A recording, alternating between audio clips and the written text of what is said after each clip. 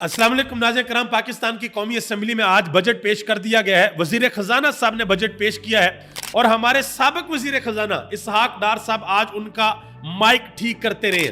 Peoples party ने थोड़ी देर के लिए एक्टिंग की और यह कहा कि भाई हम बजट इजलास के अंदर शरीक नहीं होंगे, और फिर बाद में आपको बताया कि सिर्फ एक मैसेज की मार होते हैं कि इनको मैसेज आता है और फिर दौड़कर ये कौमी असम्बली के अंदर आ जाते हैं और फिर आ भी गए कौमी असम्बली में। अब ये बजट कितना आवाम दोस्त है, कहां कहां पर कितने कितने टैक्स लगे हैं, तनख्वाहों में कितने फीसद इजाफा हुआ है, पेंशन में कितना इजाफा हुआ है, और क्या महंगाई इस बजट से बढ़ेगी या कम होगी, ये सारी तफसीलात आज की वीडियो में आपको बताने के लिए जा रहा हूं। लेकिन उससे कबल एक इंतहाई अहम खबर है।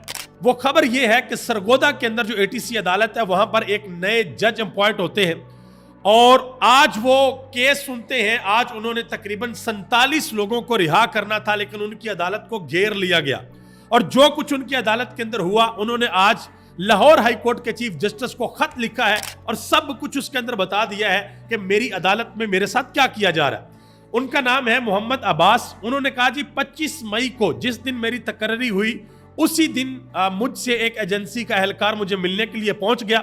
मैंने इनकार किया तो फिर रात के वक्त मेरा सुई गैस का मीटर तोड़ दिया गया। फिर भी बात नहीं बनी तो मुझे जाली वापटा का बिल भेज दिया गया। याद रहे कि ये वो जज साहब हैं जिन्होंने 29 मई को तकरीबन 101 लोगों को जमानत दी थी जिनका ताल्लुक पाकिस्तान तहरीक इंसाफ से था, और आज इन्होंने तकरीबन 47 लोगों को जमानत दी लेकिन उनको रिहा नहीं किया गया। तो इन्होंने एक लंबा चौड़ा लेटर लिखा है और लाहौर हाई कोर्ट के चीफ जस्टिस की टेबल पर रख दिया है। अब देखना यह है कि हमारी आला अदालत जो हमारी हाई कोर्ट है वो इसके ऊपर किस तरीके से एक्शन लेती है, क्योंकि यह खत पहला खत नहीं है। इससे कबल तकरीबन 6 जजेस इस्लामाबाद हाई कोर्ट के भी हैं जो वाज़ेह तौर पर खत लिख चुके हैं कि हमारे साथ क्या किया जाता है। आगे आ जाए, एक और खबर है। वो खबर यह है कि आपको पता है कि एंकर इमरान रियाज खान को लाहौर एयरपोर्ट से कल रात को गिरफ्तार किया गया हालत एहराम में। उनके ऊपर जो भी FIR पर्चा वगैरह काटा गया, जिस शख्स को FIR के अंदर जिसका नाम डाला गया जो गालिबन गवाह था, उसका वीडियो बयान आ गया। उन्होंने कहा जी ये मेरा झूठा नाम डाला गया है, ये झूठी FIR है, ये झूठा पर्चा है, मेरा एंकर इमरान रियाज खान से किसी किस्म का कोई ताल्लुक नहीं है। और एंकर इमरान रियाज खान के वकील ने अदालत के अंदर खड़े होकर यह कहा कि आज तक जितने भी इमरान रियाज खान के ऊपर मुकदमात पर्चे बनाए गए हैं ये सबसे कमजोर है, सिर्फ इस वजह से कि उनको हज पर जाने से रोकना था। और मजे की बात आपको बताऊं कि अभी अदालत से फैसला नहीं आया था और बहुत बड़ी तादाद के अंदर पुलिस अदालत के बाहर पहुंच गई थी और बाद में 1 दिन का जिस्मानी रिमांड दे दिया गया। क्यों? क्योंकि हर सूरत उनको हज पर जाने से रोकना था। यह आप अंदाजा लगा लें। इमरान रियाज खान ने अदालत के अंदर पेशी पर आज वकला से गुफ्तगू की और उन्होंने कहा कि रात को जब पुलिस वालों ने मुझे पकड़ा तो पुलिस वाले रो रहे थे और वो ये कह रहे थे इमरान रियाज खान से कि खुदा का वास्ता अल्लाह से दुआ करें और हमें माफ कर दे, हम बड़े मजबूर हैं, हम ये सब कुछ मजबूरी के अंदर कर रहे हैं। और एंकर इमरान रियाज खान ने अदालत के अंदर खड़े होकर ये कहा कि मेरे और हज के दरमियान, मेरे और मेरे अल्लाह के दरमियान ये झूठा पर्चा इन्होंने हायल किया है। अब आप देखिएगा आने वाले वक्त में कि पंजाब की जो हुकूमत है, मरियम नवाज साहबा की हुकूमत, वो इसकी कितनी बड़ी सियासी कीमत अदा करती है। इमरान रियाज खान के वकील ने एक बड़ी अहम बात की, मियां अली इशफाक ने। उन्होंने कहा कि मुल्क में जजिस को अदलिया की आज़ादी के लिए अपना किरदार अदा करना होगा।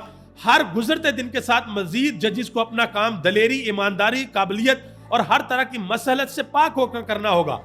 वकला के जिंदा लेकिन मसलती मुर्दा घोड़ों ने नाक के साथ कान भी कटवा कर रख दिए हैं। नई लीडरशिप को आगे आना होगा। ये उन्होंने रिस्पॉन्स दिया था उस चीज के ऊपर जब खत लिखा गया सरगोदा ATC अदालत के जज की तरफ से। उसके बाद एक और बुरी खबर है इस हुकूमत के लिए, बल्कि बहुत बड़ी बुरी खबर है। लाहौर हाई कोर्ट के चीफ जस्टिस ने पंजाब में 8 ट्रिब्यूनल, जो इलेक्शन ट्रिब्यूनल है, उनको कायम करने का नोटिफिकेशन जारी कर दिया है। फैसला जो है बहाल उसको कर दिया गया है। अब देखना यह है कि यह हुकूमत उसके ऊपर क्या करती है। उमर अयूब साहब ने बड़ा अहम बयान दिया। उन्होंने कहा कि इमरान रियाज एहराम पहनकर हज पर जा रहे थे, मैं तो कांप जाता हूं कि उनकी आखिरत क्या होगी जिन लोगों ने हाजियों को रोका है हज पर जाने के लिए। और आप यकीन करें कि आप हज के ऊपर जाएं, इवन के पाकिस्तान में भी लोग जब हाजी कैंप में जाते हैं, ट्रेनिंग वगैरह करते हैं, तो वो लोग जो जिनकी जिम्मेदारी लगी होती है, जो इंतजामिया के अंदर होते हैं, उनकी ख्वाहिश होती है कि हम हर तरह से ज्यादा हाजियों को अकोमोडेट करें, हम हाजियों की खिदमत करें, क्योंकि ये लोग अल्लाह के मेहमान होते हैं। इन्होंने फरीज़ा हज अदा करना होता है और यहां पर लोगों को हालत एहराम में गिरफ्तार कर लिया जाता है। अब आज जी आखिर में जो सबसे अहम चीज है, बजट पाकिस्तान की कौमी असेंबली में पेश कर दिया गया है। पाकिस्तान के वजीर खजाना ने यह बजट पेश किया। इसहाक डार साहब आज माइक शेक भी सीधे करते रहे। पीपल्स पार्टी ने फुल ऑन ड्रामा करने की कोशिश की। पहले यह कहा जी हम नहीं आएंगे इस इजलास के अंदर, बाद में आपको पता है कि फिर आ जाती होती है कॉल शोल मैसेज वगैरह आ जाता होता है, तो बाद में माशाल्लाह सारे पहुंच गए थे।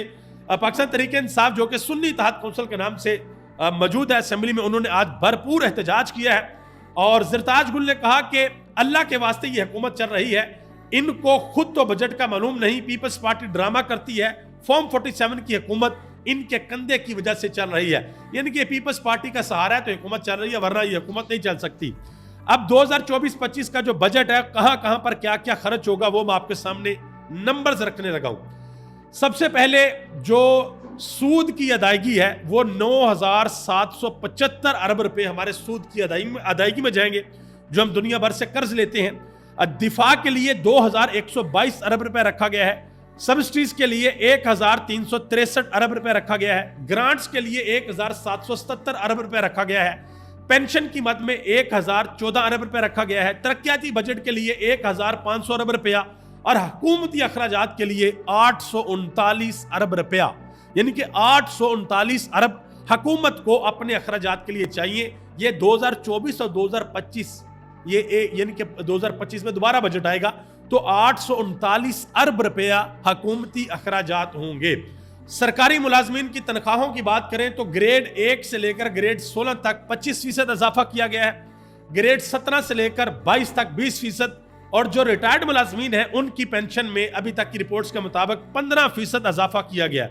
और जो कम से कम तनख्वाह रखी गई है वो 37,000 रुपए माहाना तनख्वाह रखी गई है। और इसके अलावा जो बड़ी खबर है वो ये है, वो रियल स्टेट सेक्टर के हवाले से है कि जायदाद की खरीदो फरोख्त के हवाले से जो फाइलर है उनके ऊपर 15% और जो नॉन फाइलर है उनके ऊपर 45% टैक्स लगाने की तजवीज दी गई है। और पहले ये थी 3% और 6%, यानी कि जो फाइलर है उनके लिए 3%, जो नॉन फाइलर है उनके लिए 6%। मैं थोड़ा सा आपको समझा देता हूं।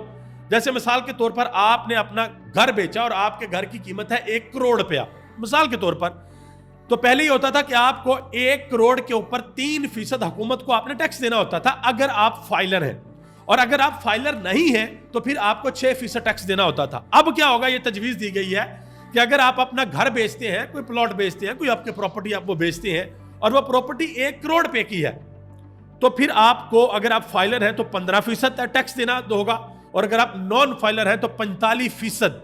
मैं आपको बताता चलूं कि 1 करोड़ की प्रॉपर्टी का 15% सीधा सीधा बनता है 15 लाख रुपया, और 1 करोड़ का 45% बनता है सीधा सीधा 45 लाख रुपया। आप ये अंदाजा लगा ले कि हुकूमत किस तरफ जा रही है। अब आगे आ जाए जी, एक और चीज आपको बताता हूं। जो लश्करी इलेक्ट्रॉनिक गाड़ियां हैं उनकी दरामद पर जो टैक्स की रायत है उसको खत्म कर दिया गया है। रियल स्टेट सेक्टर पर आपको पता अच्छा खासा इजाफा हो गया, मैंने आपको बताया। इसके अलावा ताजरों को, रिटेलर्स को और जो होलसेल्स की मार्केट है इन सबको टैक्स नेट के अंदर शामिल किया जाएगा। इसके अलावा टेक्सटाइल और चमड़े की मसनूआत पर टैक्स में इजाफा कर दिया गया है। मोबाइल फोन पर 18% जो टैक्स है वो लागू कर दिया गया है। बेनजीर इनकम सपोर्ट के लिए 593 अरब रुपए मुख्तस किए गए हैं। ये आप अंदाजा लगा ले। ओवरऑल अगर देखें तो मोबाइल फोन, लैपटॉप, सीमेंट, कागज, जूते, कपड़े, लेदर प्रोडक्ट, इन तमाम एशिया की जो सेल्स है, सेल्स टैक्स, उनमें इजाफा कर दिया गया है। तो ये अभी बजट का पहला चेहरा जो मैंने आपके सामने रख दिया है। मजीद कौमी असेंबली के अंदर इसके ऊपर बहस होगी, मजीद तफसीलात भी आएंगी। इंशाल्लाह अगली वीडियो में आपके साथ डिस्कस करूंगा। आपका बहुत बहुत शुक्रिया। पाकिस्तान जिंदाबाद, पाकिस्तान के अवाम और पाकिस्तान के इदारे पाइंदाबाद।